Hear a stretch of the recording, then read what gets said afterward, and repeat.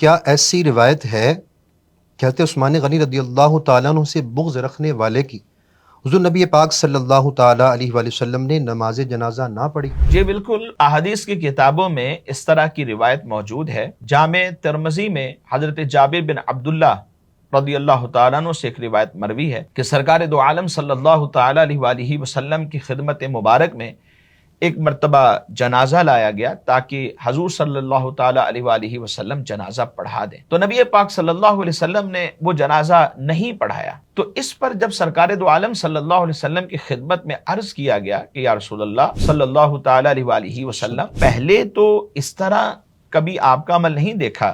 کہنے کا مقصد یہ تھا کہ جنازہ لایا جاتا تو حضور پڑھتے تھے، لیکن آج معاملہ عجیب ہے کہ آپ نے اس کا جنازہ نہیں پڑھا۔ تو سرکار دو عالم صلی اللہ علیہ وسلم نے ارشاد فرمایا کہ یہ شخص عثمان غنی رضی اللہ تعالی عنہ سے بغض رکھتا تھا، فَأَبْغَضَهُ اللہ، تو اللہ تبارک و تعالی نے بھی اس سے ناراضگی کا اظہار فرمایا، غضب کا اظہار فرمایا۔ اسی وجہ سے اللہ کے نبی علیہ الصلوۃ والسلام نے اس کا جنازہ نہیں پڑھا۔ تو ایسی روایت بالکل حدیث کی کتابوں کے اندر موجود ہے۔